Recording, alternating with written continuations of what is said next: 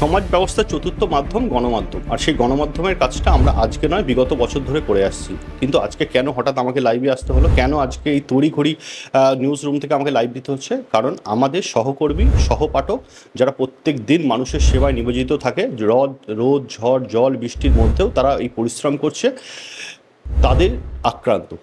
আমরা বসে থাকবো না, থাকবো না। সেই জন্যই থাকবো না বলে কালকে আমাদের প্রতিনিধি ও সারা দিন ডিউটি করে ফেরার পরে যখন তিনি একটু মার্কেটে যায় এবং মার্কেটে গিয়ে একটা চরম হেনস্থার শিকার হয় এবং গণমাধ্যমকে দেখে নেওয়ার হুমকি, গণমাধ্যমকে কিভাবে হিট করবে তার হুমকি, বিভিন্ন হুমকি আমাদের কাছে এসে পৌঁছেছে। আমরা বসে নেই, আমরা সমস্ত আটঘাট বেঁধেই আমরা অবশেষে প্রতিবাদ জানাচ্ছি। আমরা সত্যি আক্রান্ত, আমরা সত্যি আজকে আমাদের খারাপ লাগে যে আজকে সমাজ ব্যবস্থায় আমরা স্বাধীনভাবে কাজ করতে পারছি না। সমাজ ব্যবস্থায় কি পরিস্থিতি চলছে আমি রিয়ার কাছ থেকে জেনে নেব। রিয়া আক্রান্ত। রিয়া, কেমন আছো তুমি প্রথমত? কালকে রাতে হাতে একটু ব্যথা ছিল, সকাল থেকে একটু ব্যথাটা কমেছে, একটু রেস্টে থাকতে বলেছেন ডাক্তার, আর বেশ কিছু মেডিসিনও লিখে দিয়েছেন, খাচ্ছি আমি সেগুলো। তো আগের থেকে একটু বেটার আছে। কিন্তু কাল সন্ধ্যেতে আমার সাথে যেটা হলো, তারপরে আমি একটু ট্রমাটাইজ ছিলাম। তুমি বসে কথা বলো, বসে কথা বলো, বলো। কাল সন্ধ্যেবেলা আমার সাথে যে ঘটনা হয়, যদিও আমি তখন কাজের মধ্যে ছিলাম না, ডিউটি শেষ করে নিজের কাজের জন্য আমি মার্কেটে গিয়েছিলাম। তো সাধারণ নাগরিক হিসেবে আমি গিয়েছিলাম সেখানে কেষ্টপুরে, বাজারের মধ্যে অনেক লোকজন ছিল, এমএলএর গাড়ি রাখা নিয়ে কিংবা কোনো একটা অনুষ্ঠান হচ্ছিল, সেখানে একজন বাইক আরোহীর সাথে এমএলএ কিংবা পুজো কমিটির কারোর একটা ঝামেলা হয়। কাউন্সিলর ওখানে উপস্থিত ছিলেন ওই মুহূর্তে, আমি কথা বলেছি কাউন্সিলের সাথে। তো সেখানে দাঁড়িয়ে কোনো রকম তাদের মধ্যে ঝামেলা হয় এবং সেখানে ওই পুজো কমিটি থেকে কেউ একজন বেরিয়ে এসে যে বাইক আরোহী প্রতিবাদ করছিল তাকে মারধর করে। মহিলা একজন, আমি আমার চোখের সামনে মারধর করছিল, আমি থামানোর জন্য চেষ্টাও করেছিলাম। একটা মেয়েও চেষ্টা করেছিল যে বাইক আরোহীর সাথে ছিল, সেই মেয়েটার উপরে চড়া হয় সেই পুজো কমিটি থেকে একজন মহিলা বাইরে এসে। তো দূর থেকে একজন সাধারণ নাগরিক, তিনি ওই বাজারে এসেছিলেন, তিনি ভিডিও করছিলেন, তার ফোন নিয়ে নেওয়া হয় আমার সামনেই। কাউন্সিলর আসে, তাকে জিজ্ঞাসাবাদ করে যে সে কেন এটা ভিডিও করছে, ভিডিও করলে আরও বেশি জিনিসটা ছড়িয়ে যেতে পারে কিংবা উত্তপ্ত হয়ে যেতে পারে, এমন তিনি বলেন। তাদের হচ্ছিল, আমি একদমই না, আমি সেখানে একজন সাধারণ নাগরিক হিসেবে বাজার করতে গিয়েছিলাম। আমি রেকর্ড করেছিলাম, কিন্তু ওরা দেখতে পায়নি ওরকম। হ্যাঁ, পরে ওটা ডিলিট করে দেয়। আমি পরে মিডিয়া পরিচয় দিই। যখন দেখছি মারছে, তখন আমি বললাম যে আপনারা আইনকে কেন হাতে নিয়েছেন? শাসন ব্যবস্থা বলে তো একটা জিনিস আছে, পশ্চিমবঙ্গে কোনো শাসন ব্যবস্থা নেই, আপনারা এইভাবে কেন করছেন, মারধর কেন করছেন একজন সাধারণ নাগরিককে?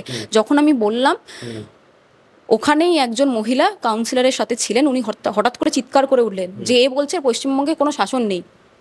যখন আমি ও চিৎকার করে উঠলো, আমার ফোন নিয়ে আমাকে বললো যে তুমি ফোন নিয়ে রেখে দেওয়া হয়েছিল 10 থেকে 15 মিনিটের জন্য আমার ফোন। আমি বললাম যে আমি প্রশ্ন করতে, আমি করে দিয়েছি, কারণ আমি সেই সময় 30 জনের মতো আমাকে ঘিরে রেখেছিল, 30 জনের মতো ঘিরে রেখেছিল। ওখানে পুজো ভেতরে ছিল, ওখানে এমএলএ গাড়ি দেখেছি আমি। সেই সময় আমি বললাম যে আমি মিডিয়াতে কাজ করি, আমার সাধারণ নাগরিক হিসেবে প্রশ্নটা করতে পারি, আমার অধিকার তো আছেই। কেউ হাতে আইন নিতে পারে না পশ্চিমবঙ্গে।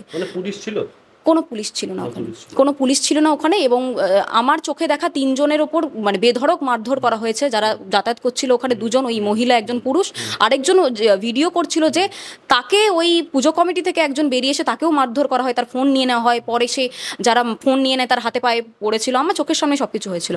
আমি যখন বললাম যে আমি মিডিয়াতে কাজ করি, হঠাৎ করে ওই যারা জড়ো হয়েছিল ওখান থেকে একজন বলে উঠলো যে এই মিডিয়াতে কাজ করে এও ভিডিও করেছে।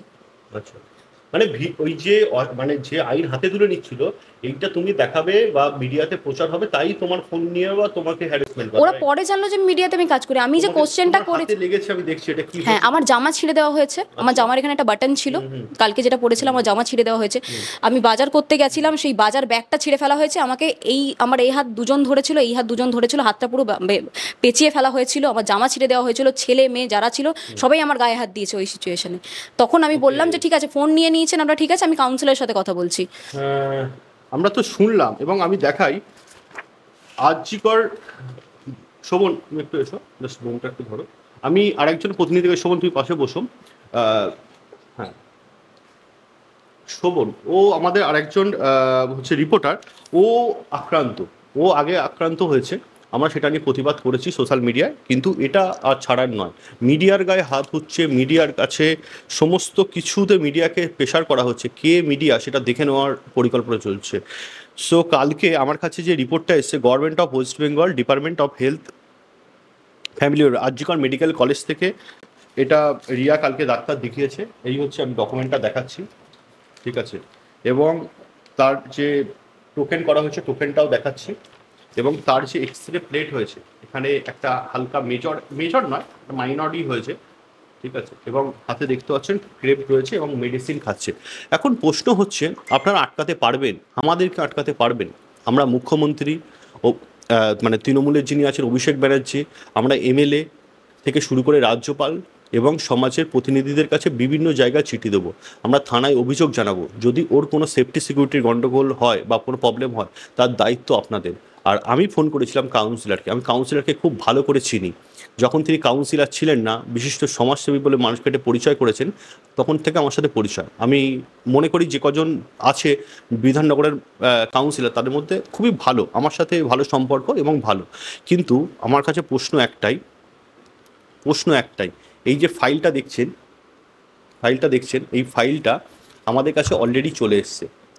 আপনার যারা ভালো লোক তারা এই ফাইলটা পাঠিয়েছে, ফাইলের মধ্যে কি আছে সেটা আমরা ঠিক প্রকাশ্যে এটা বের করব, একদিন নয় বের করব।